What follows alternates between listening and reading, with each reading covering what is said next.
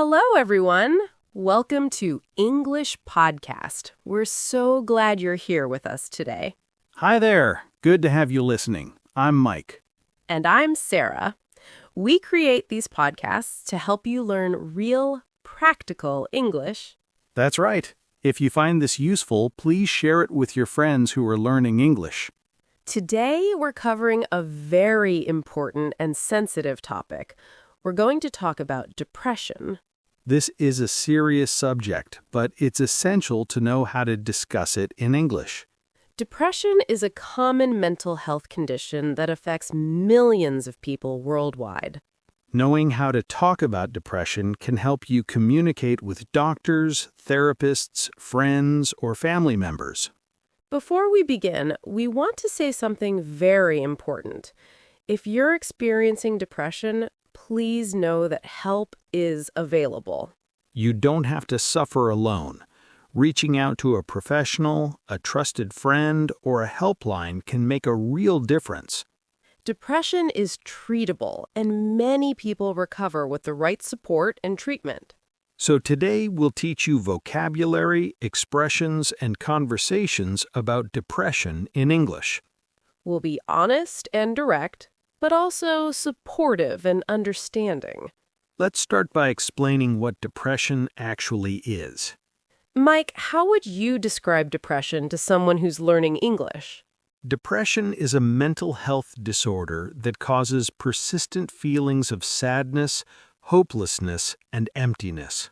It's not just feeling sad for a day or two. Depression lasts for weeks, months, or even longer.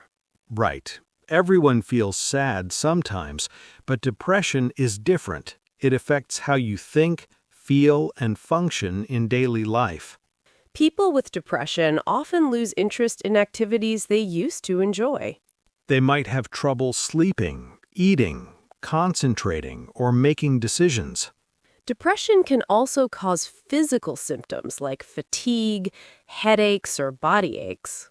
It's important to understand that depression is not a weakness or something you can just snap out of.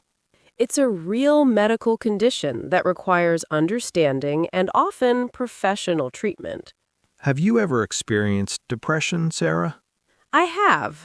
A few years ago, I went through a period of depression after losing my job. That must have been difficult. What did it feel like? At first, I just felt sad and disappointed, but then it became more than that. How so? I stopped wanting to see my friends. I stayed in bed most of the day. Nothing seemed to matter anymore. Those are classic symptoms of depression. Did you recognize what was happening? Not immediately. I thought I was just upset about losing my job. But after a few weeks, I realized something was seriously wrong. What made you realize that? My sister visited and said, "Sarah, I'm worried about you. You don't seem like yourself." That comment made me think.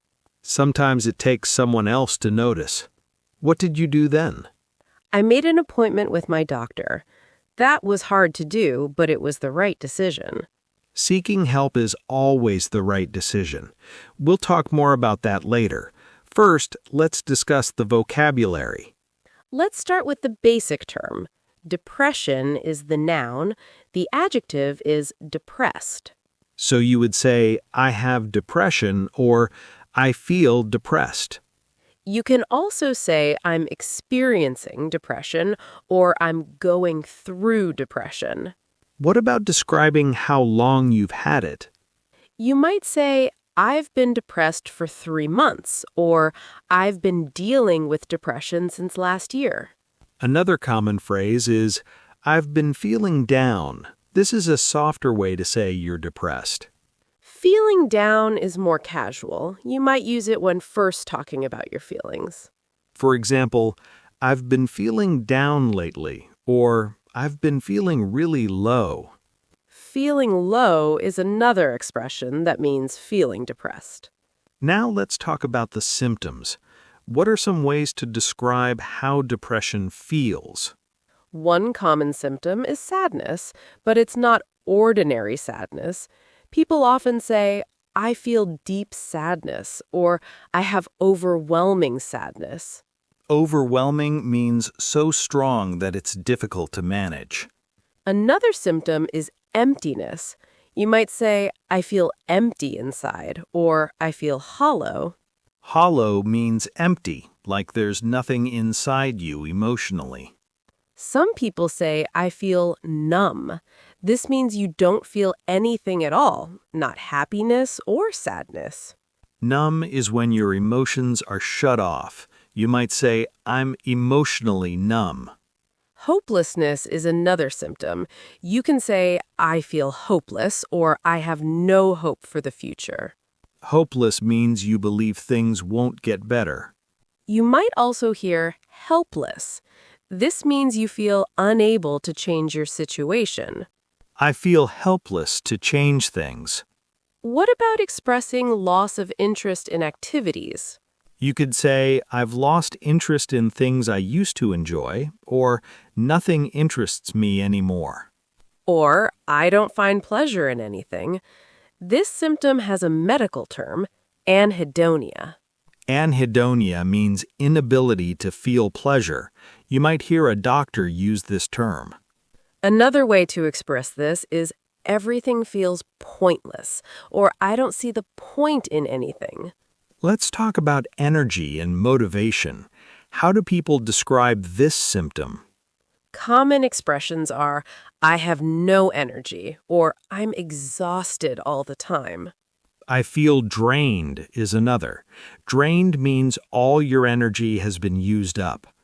You might say, getting out of bed feels impossible, or simple tasks feel overwhelming. Even small things feel like huge efforts. What about concentration and memory issues? You could say, I can't concentrate, or I have trouble focusing. My mind feels foggy, or I can't think clearly. Brain fog is a common term. It means your thoughts are unclear or confused. You might say, I forget things easily, or I'm having memory problems. Now let's discuss sleep problems, which are very common with depression. Some people sleep too much. They might say, I sleep all the time, or I can't get out of bed. This is called hypersomnia, sleeping excessively. Other people can't sleep enough. They might say, I have insomnia, or I can't fall asleep. Or you might wake up in the middle of the night and can't fall back asleep. I lie awake worrying, or my mind won't shut off at night. What about appetite changes? Some people lose their appetite. I don't feel like eating, or food doesn't appeal to me. I've lost my appetite, or I have to force myself to eat.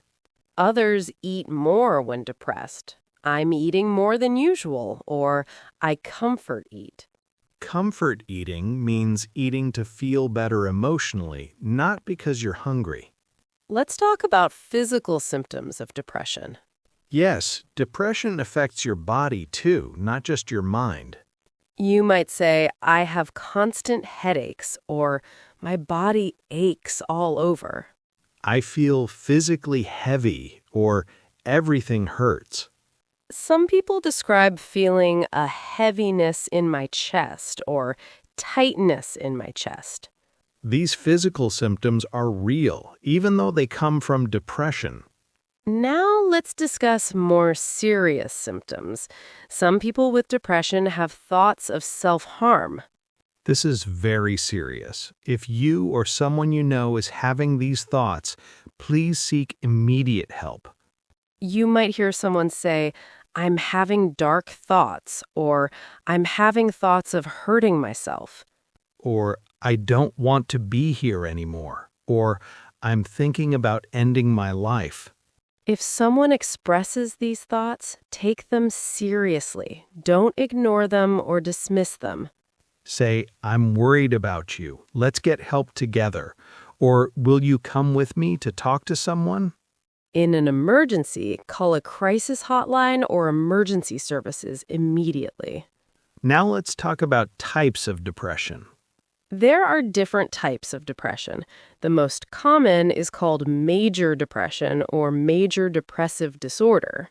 This is when someone experiences severe symptoms for at least 2 weeks. You might hear, I've been diagnosed with major depression, or I have clinical depression. Clinical depression is another term for major depression. Another type is persistent depressive disorder or dysthymia. This is a long-lasting form of depression that continues for years.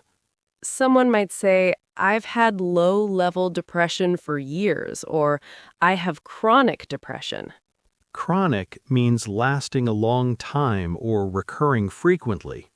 There's also seasonal affective disorder, or SAD. This happens during certain seasons, usually winter. You might say, I get depressed in winter, or I have seasonal depression. Some women experience postpartum depression after having a baby. Postpartum means after childbirth. A new mother might say, I think I have postpartum depression. There's also bipolar disorder, which involves both depression and periods of mania. Someone with bipolar might say, my moods swing between depression and mania. These are the main types. A doctor or therapist will determine which type someone has. Now let's talk about causes and triggers of depression. Depression can have many causes. Sometimes it runs in families. You might say, depression runs in my family, or my mother also had depression. Runs in the family means it's genetic or hereditary. Sometimes depression is triggered by a specific event. A trigger is something that causes or starts the depression. Common triggers include loss, trauma, stress, or major life changes. You might say, my depression started after I lost my father, or it was triggered by a divorce. I became depressed after losing my job, or moving to a new country triggered my depression. Sometimes there's no obvious cause. The person might say, I don't know why I'm depressed, or it came out of nowhere. That's valid too. Depression doesn't always need a specific reason. Chemical imbalances in the brain can cause depression. A doctor might explain, you have a chemical imbalance, or your brain chemistry is affected. Certain medical conditions can also cause or worsen depression. Chronic pain, thyroid problems, or other illnesses can contribute to depression. You might say, my chronic illness has led to depression, or the pain contributes to my depression. Now let's discuss seeking help for depression. This is so important. Many people delay seeking help because they're embarrassed or don't know where to start. But getting help is crucial. Depression rarely improves without treatment.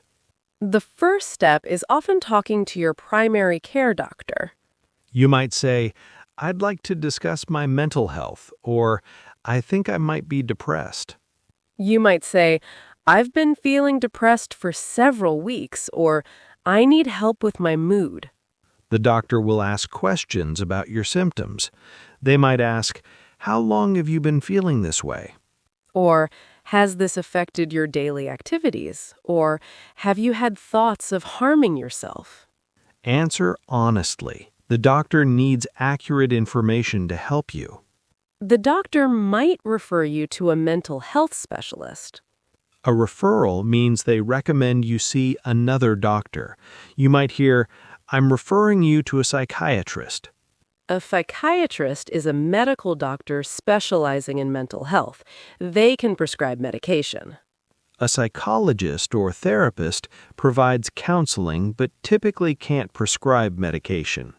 You might say, I'm seeing a therapist, or I have a therapist who helps me.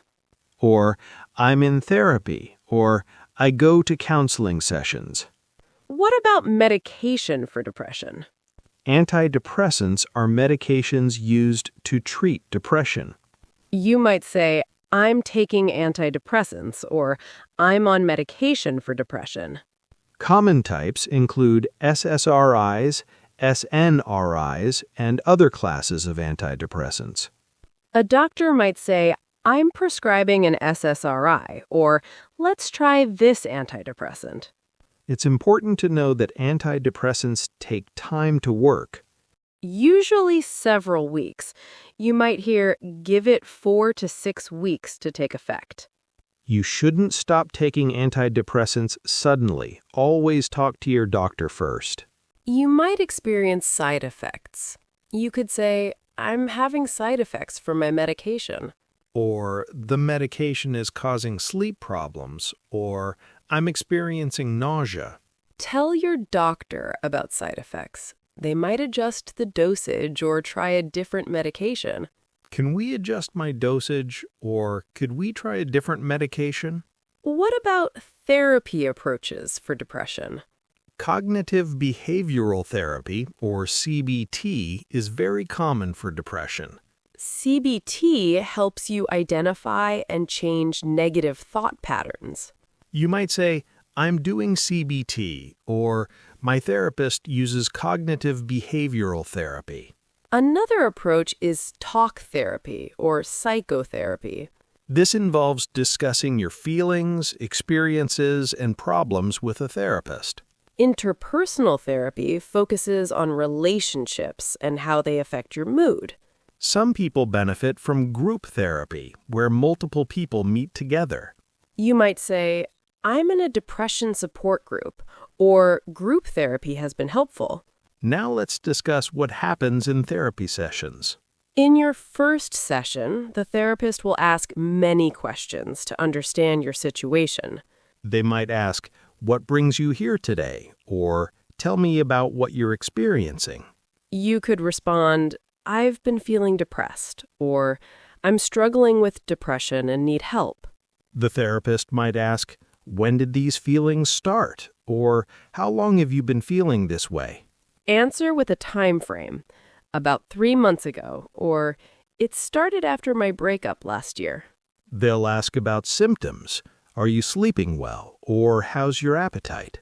Be honest. I barely sleep, or I have no appetite, or I sleep too much. They might ask, are you having thoughts of harming yourself? This is a standard question. Answer truthfully so they can help you appropriately. The therapist will ask about your support system. Do you have people you can talk to? You might say, my family is supportive, or I feel alone, or I have a few close friends. They might ask, what helps you feel better, even temporarily? Think about small things. Walking outside helps a little, or talking to my sister helps. During therapy, you'll work on coping strategies together. The therapist might say, let's work on some coping techniques, or I want to teach you some strategies. They might introduce thought records where you write down negative thoughts. Or behavioral activation, which means scheduling pleasant activities. You might hear, let's schedule one enjoyable activity this week, or try to do something you used to enjoy. The therapist will give you homework or assignments to practice between sessions. This week, I want you to practice the breathing exercise, or try using the thought record daily. It's okay to tell your therapist if something isn't working. That technique doesn't seem to help me, or can we try a different approach? Therapy is collaborative. You and your therapist work together. Now let's talk about supporting someone with depression. If someone tells you they're depressed, how should you respond? First, thank them for trusting you. Thank you for telling me, or I'm glad you shared this with me. Show empathy. I'm sorry you're going through this, or that must be really difficult. Ask how you can help. What can I do to support you, or how can I be there for you? Don't say things like, just think positive, or snap out of it, or others have it worse. These phrases are dismissive and make the person feel unmisunderstood. Instead, say, I'm here for you, or you're not alone in this. Offer specific help. Can I bring you dinner? Or would you like company today? Check in regularly. How are you feeling today? Or I'm thinking about you. If they seem reluctant to seek help, you can gently encourage them. Have you considered talking to a doctor? Or would you like help finding a therapist? You can offer to go with them. I'll come with you to the appointment if you want. If they cancel plans or withdraw, don't take it personally. Depression makes people isolate themselves. It's a symptom, not a reflection of how they feel about you. You might say, I understand you need space, but I'm here when you're ready. Or, no pressure, but I'd love to see you when you feel up to it. Keep reaching out, but don't be pushy.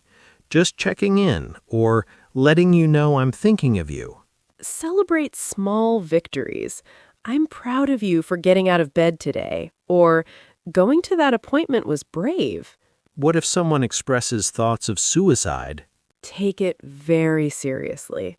Don't leave them alone. Say, I'm worried about you. Let's call a helpline together. Or, I'm taking you to the emergency room.